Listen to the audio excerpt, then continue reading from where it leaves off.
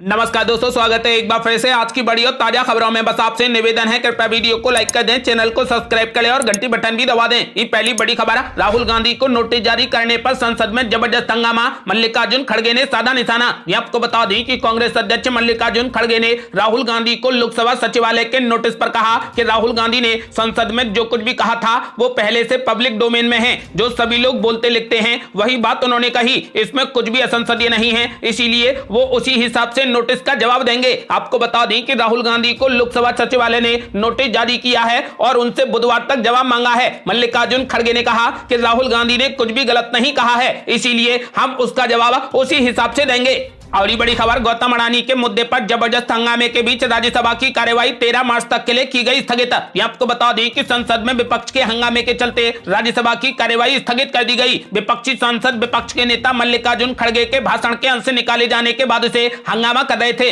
राज्यसभा में हंगामे के दौरान सांसद राघव चड्ढा, संजय सिंह, इमरान प्रतापगढ़ी, शक्ति सिंह गोहिल, संदीप पाठक और कुमार केतकर सहित अन्य सांसद बेल तक पहुंच गए। इसके बाद सभापति ने सभी सांसदों को कड़ी चेतावनी जारी की। आपको बता दें कि संसद में विपक्ष के जबरदस्त हंगामे के बीच राज्यसभा की कार्यवाही को 13 मार्च तक के लिए स्थगित कर दिया गया। और बड़ी खबर, राहुल गांधी को नोटिस जारी, लोकसभा सीट खोने का मंडराया खतरा, 15 फरवरी तक का मिला अल्टीमेटम। आपको बता दें कि भाजपा सांसद निशिकांत दुबे ने कहा कि बिना स्पीकर को नोटिस दिए आप प्रधानमंत्री पर इस तरीके के आरोप नहीं लगा सकते। हमने राहुल गांधी को 15 फरवरी तक स्पीकर को सबूत दिखाने के लिए कहा है जो उनके दावों को साबित कर सकता है, या फिर उन्हें संसद में माफी मांगनी चाहिए, अन्यथा वो अपनी लोकसभा की सीट खो देंगे।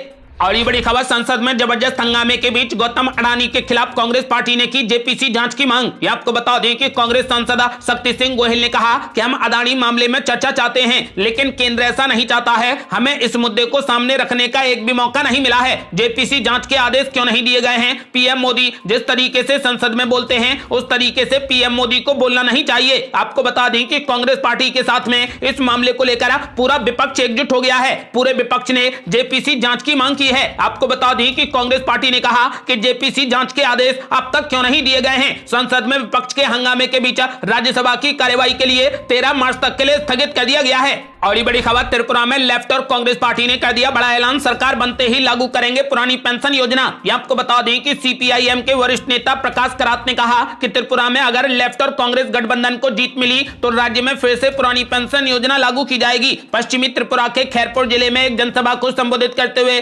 सीपीआईएम नेता ने यह ऐलान किया है। करात ने कहा कि सत्ता में आने के बाद भाजपा ने ही 2018 में त्रिपुरा में नई पेंशन योजना लागू की थी। करात ने कहा कि त्रिपुरा में लेफ्ट और कांग्रेस की सरकार बनने के बाद सबसे पहला फैसला पुरानी पेंशन योजना को लागू करने का ही लिया जाएगा। हिमाचल प्रदेश में कांग्रेस चुनाव जीती और वहां पर पुरानी पेंशन योजना लागू कर दी गई। जैसा कि वादा किया गया था वही चीज यहां भी लागू की जाएगी जब लेफ्ट कांग्रेस गठबंधन की सरकार बनेगी। बता दें कि त्रिपुरा में सरकारी कर्मचारियों की संख्या करीब 1.88 लाख है। माना जा रहा है कि इन्हें लुभाने के लिए ही लेफ्ट और कांग्रेस ने पुरानी पेंशन योजना का दांव चला है। और बड़ी खबर, मुख्यमंत्री योगी आदित्यनाथ ने राहुल गांधी पर बोला जबरदस्त हमला, बोले माहौल खराब कर रहे राहुल गांधी। ये आपको बता दें कि उत्तर प्रदेश के मुख्यमंत्री योगी आदित्यनाथ ने संसद की कार्यवाही सुचारू तरीके से न चलने देने पर विपक्ष पर निशाना साधा। उन्होंने कहा कि विपक्ष नकारात्मक सोच के साथ काम कर रहा है, वो अफवाह और दुष्प्रचार को माध्यम बनाता है। देश के लिए उनके पास में कोई भी एजेंडा नहीं है। उन्होंने कहा कि निहित स्वार्थ के लिए आरोप प्रत्यारोप करना ही विपक्ष का काम रह गया है, इसीलिए वे संसद को बाधित करते हैं और किसी भी आयोजन के पहले माहौल को खराब करने का प्रयास करते हैं। और बड़ी खबर, केसीआर ने पीएम मोदी पर बोला जबरदस्त हमला, बोले पीएम मोदी का 5 लाख करोड़ डॉलर की अर्थव्यवस्था का लक्ष्य मात्र एक मजाक है। ये आपको बता दें कि तेलंगाना के मुख्यमंत्री के चंद्रशेखर राव ने भारत को 5 लाख करोड़ डॉलर की अर्थव्यवस्था बनाने के पीएम नरेंद्र मोदी के महत्वाकांक्षी लक्ष्य को मात्र एक मजाक करार दिया। उन्होंने कहा कि यह लक्ष्य और अधिक रखना चाहिए था। राज्य विधानसभा में विनियोग विधेयक पर हुई बहस का जवाब देते हुए चंद्रशेखर राव यानी केसीआर ने मोदी को आड़े हाथों लेते हुए कहा कि पूरे देश को उम्मीद थी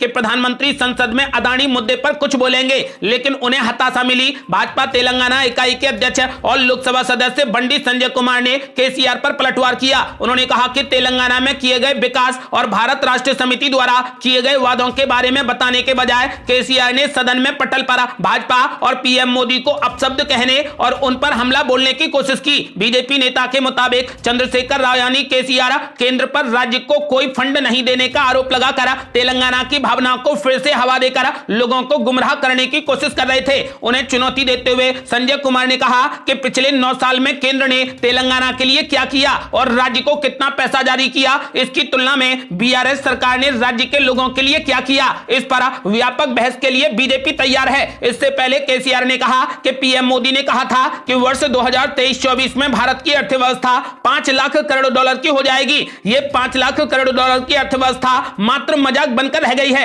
और ये बड़ी खबर, पंडित धीरेंद्र शास्त्री ने कर दिया बड़ा ऐलान। बोले ये देश ना हिंदू का ना मुसलमान का, देश में चाहिए सनातनी सरकार। ये आपको बता दें कि नई दिल्ली में जमीयत उलेमा हिंद के अधिवेशन में जमीयत के अध्यक्ष मौलाना महमूद मदनी ने भारत को इस्लाम की जन्मभूमि बताया तो एक नई बहस को हवा मिल गई। इस बात को लेकर चर्चा शुरू हो गई कि ये देश किसका है। इस बीच बागेश्वर धाम वाले पंडित धीरेंद्र शास्त्री का एक बयान सोशल मीडिया पर फैल रहा है, जिसमें वो बता रहे हैं कि आखिर भारत किसका है। देश की राजधानी दिल्ली में रविवार को मुसलमानों के बड़े संगठन जमीयत उलेमा हिंद का राष्ट्रीय अधिवेशन संपन्न हुआ। अधिवेशन में वैसे तो इस्लाम और मुसलमानों की बेहतरी पर चर्चा होनी थी, लेकिन यह अपने विवादों के चलते चर्चा में आ गया। अधिवेशन के दौरान जमीयत उलेमा हिंद के अध्यक्ष ने भारत को इस्लाम की जन्मभूमि बता दिया। महमूद मदनी ने कहा कि भारत जितना मोहन भागवत का है उतना ही मदनी का भी है। महमूद मदनी के बाद एक दूसरे मौलाना अरशद मदनी जब बोले तो वो उनसे आगे निकल गए। उन्होंने हिंदुओं के पूर्वजों को भी इस्लाम से जुड़ा हुआ बता डाला। आपको बता दें कि अरशद मदनी ने कहा कि हिंदुओं के पूर्वज जिसे मनु कहा जाता है वो आदम ही थे और इस तरीके से हिंदुओं के पूर्वज भी इस्लाम से आते हैं। इस बयान का उसी मंच पर बैठे दूसरे धर्मगुरुओं ने विरोध कर दिया और उठकर चले गए। जैन मुनि लोकेश ने तो उसी मंच से कह दिया कि इस बयान ने एकता के सम्मेलन पर पलीता लगा दिया है। बयान आए और उसका विरोध हुआ, लेकिन बात खत्म नहीं हुई। दक्षिण एशिया में इस्लाम को मानने वाली एक बड़ी जमात पर गहरा असर रखने वाले देवबंदी स्कूल के 2 बड़े मौलानाओं की एक जैसी बात पर देश में चर्चा शुरू हो गई। इस बात को लेकर बहस होने लगी कि आखिर ये देश हिंदुओं का है या फिर मुसलमानों का है। वैसे ये पहली बार नहीं है जब ये बहस छिड़ी है। बागेश्वर धाम वाले पंडित धीरेंद्र शास्त्री भी भारत को हिंदू राष्ट्र बनाने की बात करते हैं, देश में सनातन सरकार चाहते हैं। धीरेंद्र शास्त्री के हिंदू राष्ट्र में किसे जगह मिलेगी, इसके बारे में उन्होंने खुद ही बताया। अपने एक वचन में धीरेंद्र शास्त्री ने कहा कि सामाजिक समरसता, सब में प्रेम, सर्वधर्म समन्वय, हिंदू राष्ट्र का मतलब हमें किसी पंथ से मतलब नहीं है। पंडित धीरेंद्र शास्त्री ने मध्य प्रदेश के छतरपुर में प्रेस कॉन्फ्रेंस की। इस प्रेस कॉन्फ्रेंस में उन्होंने कहा कि भारत को हिंदू राष्ट्र बनाना उनका लक्ष्य है और सबको सनातनी बनाना भी उनका लक्ष्य है। बागेश्वर धाम सरकार ने देश में सनातन विरोधियों के बहिष्कार की भी अपील की है।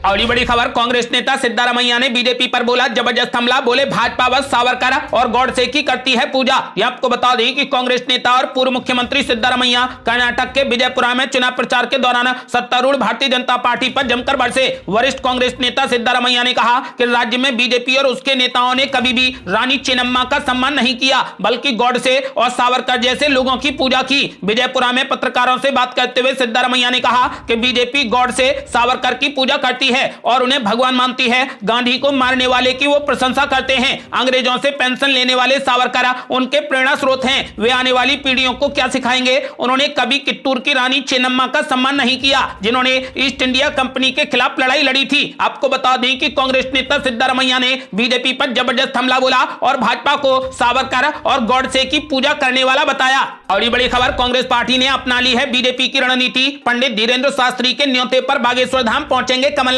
ये आपको बता दें कि भारतीय जनता पार्टी की तरह अब कांग्रेस भी हिंदुत्व की राह पर चलती हुई नजर आ रही है। बीते 2 दिन पहले प्रदेश के पूर्व मुख्यमंत्री और प्रदेश कांग्रेस अध्यक्ष कमलनाथ मुख्यमंत्री के गढ़ सीहोर जिला मुख्यालय पहुंचे थे। यहां पर कमलनाथ ने भगवान चिंतामन गणेश के दर्शन कर चुनावी शंखनाद किया था। वहीं आज पीसीसी चीफ कमलनाथ छतरपुर स्थित बागेश्वर धाम पहुंच रहे हैं। हालांकि बागेश्वर धाम के महंत पंडित धीरेंद्र कृष्ण शास्त्री का कांग्रेस के ही नेता प्रतिपक्ष डॉक्टर गोविंद सिंह विरोध जता चुके हैं। आपको बता दें कि चुनावी राज्य मध्य प्रदेश में साल के अंतिम महीनों में विधानसभा का चुनाव होना है। चुनाव को देखते हुए दोनों ही प्रमुख दल बीजेपी और कांग्रेस एड़ी चोटी का जोर लगा रहे हैं। सत्ताधारी दल बीजेपी और विपक्षी पार्टी कांग्रेस प्रदेश में सभी वर्ग, जाति, धर्म को साधने के प्रयास में जुटी है। अब तक भारतीय जनता पार्टी धार्मिक राह पकड़कर 2023 के विधानसभा चुनाव में जीत हासिल कर सत्ता अपने पास ही रखने का प्रयास कर रही थी, तो वहीं अब इसी मार्ग पर कांग्रेस भी चल पड़ी है। मध्य प्रदेश के पूर्व मंत्री और कांग्रेस के वरिष्ठ नेता सज्जन सिंह वर्मा के अनुसार बागेश्वर धाम के महंता पंडित धीरेंद्र कृष्ण शास्त्री ने प्रदेश कांग्रेस अध्यक्ष कमलनाथ को बागेश्वर धाम आने का निमंत्रण दिया था। उनके निमंत्रण पर ही कमलनाथ जी बागेश्वर धाम जा रहे हैं। और बड़ी खबर, शराब घोटाले और जासूसी कांड के खिलाफ आम आदमी पार्टी को मिल गया बड़ा हथियार। अदानी विवाद से भाजपा को घेर रही आम आदमी पार्टी। ये आपको बता दें कि अदानी विवाद के रूप में आम आदमी पार्टी को भाजपा से निपटने का एक नया और बड़ा हथियार मिल गया है। पार्टी ने रविवार को भी भाजपा नेताओं की अदानी ग्रुप से करीबी को लेकर जोरदार हमला किया और भाजपा कार्यालय पर जबरदस्त प्रदर्शन किया। पार्टी ने मांग की है कि इस विवाद की जांच जेपीसी के माध्यम से कराई जानी चाहिए। इसके पहले आम आदमी पार्टी नेता संजय सिंह ने राज्यसभा में भी पीएम नरेंद्र मोदी के संबोधन के दौरान इस मुद्दे को जोरदार तरीके से उठाकर पार्टी का एजेंडा आगे बढ़ाया। दरअसल इसके पहले आम आदमी पार्टी नेताओं पर भ्रष्टाचार के गंभीर आरोप लगे थे। भाजपा ने आरोप लगाया था कि आम आदमी पार्टी नेता अरविंद केजरीवाल और मनीष सिसोदिया ने दिल्ली की शराब नीति में परिवर्तन कर सबसे बड़ा घोटाला किया है। उन्होंने कहा कि शराब नीति में बदलाव कर आम आदमी पार्टी ने करोड़ों रुपयों का घपला किया। सीबीआई और में दर्ज किए गए मामले में मनीष सिसोदिया को मुख्य आरोपी बनाने से भाजपा के दावे को मजबूती मिली। भाजपा ने इस मुद्दे को जोर शोर से उठाया और उसे इसका नगर निगम चुनाव में बड़ा लाभ मिला और तेज एंटी इनकम्बेंसी फैक्टर होने के बाद भी वो निगम चुनाव में 104 सीटें जीतने में कामयाब रही। इन मामलों के सामने आने के बाद आम आदमी पार्टी की छवि को गहरा नुकसान हुआ। अपनी छवि को नुकसान पहुंचाता देख आम आदमी पार्टी बैकफुट पर चली गई थी, लेकिन अदानी विवाद के रूप में पार्टी को बड़ी ऑक्सीजन मिल गई है। इस विवाद के जरिए वो भाजपा के केंद्रीय नेतृत्व को घेर रही है। चूंकि अरविंद केजरीवाल अपने लिए राष्ट्रीय राजनीति में बड़ी भूमिका की तलाश कर रहे हैं और अपना राजनीतिक विस्तार करने की कोशिश कर रहे हैं, माना जा रहा है कि आम आदमी पार्टी अब अदानी विवाद को लोकसभा चुनावों तक खींचकर रखेगी। और ये बड़ी खबर, जम्मू कश्मीर में विधानसभा सीटों के परिसीमन को सुप्रीम कोर्ट ने ठहराया सही। प्रक्रिया को चुनौती देने वाली याचिका कर दी खारिज। ये आपको बता दें कि जम्मू कश्मीर में विधानसभा सीटों के परिसीमन को सुप्रीम कोर्ट ने सही ठहराया है। इस प्रक्रिया को चुनौती देने वाली याचिका कोर्ट ने खारिज कर दी है। कोर्ट ने यह भी कहा कि अनुच्छेद 370 के निष्क्रिय होने के बाद जम्मू कश्मीर और लद्दाख के पुनर्गठन का मसला उसके पास लंबित है। इस सुनवाई में उसने इस पहलू पर विचार नहीं किया है। आपको बता दें कि सुप्रीम कोर्ट ने जम्मू कश्मीर में विधानसभा सीटों के परिसीमन को